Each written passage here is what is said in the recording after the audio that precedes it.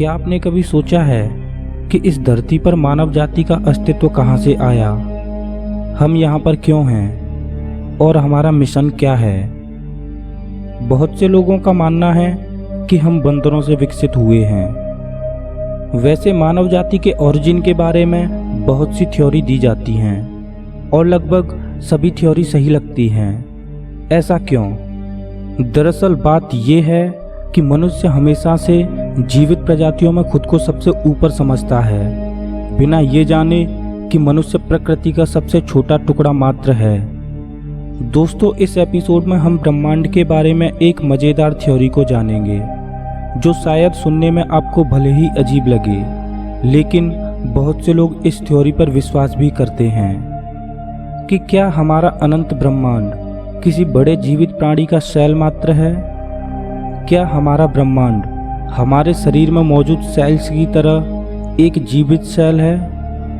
हमने स्कूल में पढ़ा था कि सेल बहुत से मॉलिक्यूल से मिलकर बना होता है और मॉलिक्यूल बहुत से एटम से मिलकर बना होता है और एटम न्यूक्लियस और इलेक्ट्रॉन से मिलकर बना होता है, जिसमें इलेक्ट्रॉन न्यूक्लियस के अराउंड रिवॉल्व करते हैं।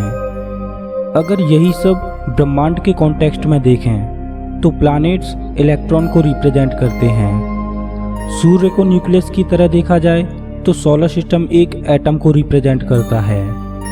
अब थोड़ा और गहराई में देखा जाए तो गैलेक्सी, जिसमें करोड़ों सोलर सिस्टम मौजूद हैं, एक मॉलिक्यूल को रिप्रेजेंट करती है और हमारा संपूर्ण ब्रह्मांड एक सेल को रिप्रेजेंट करता है जिसमें अरबों गैलेक्सियां हैं। और अगर इसको व्यापक रूप में देखा जाए तो जिस तरह से हमारा शरीर अरबों सेल से मिलकर बना है, उसी तरह से कोई बहुत बड़ा प्राणी अरबों ब्रह्मांडों से मिलकर बना हो सकता है। जिस तरह से हमारे शरीर में नए सेल्स बनते हैं और कुछ समय बाद फिर मर जाते हैं, उसी तरह ब्रह्मांड का जन्म होता है और अंत भी हो जाता है।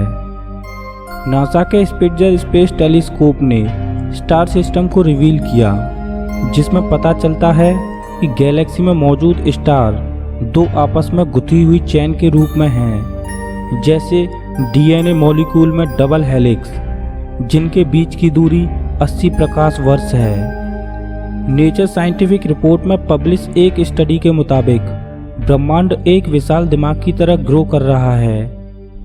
दिए गए तथ्य यही बताते हैं कि ब्रह्मांड एक लिविंग थिंग हो सकता है, लेकिन इस डेटा से ये प्रूव नहीं होता कि ब्रह्मांड वास्तव में एक लिविंग थिंग है। यह केवल एक अनुमानित थ्योरी है जो कि वर्तमान में मौजूद साइंटिफिक डेटा पर बेस्ड है। दोस्तों, आपको क्या लगता है कि क्या ब्रह्मांड कोई लिविंग थिंग हो सकता है? प्लीज़ मुझे कमेंट में ज़रूर बताना।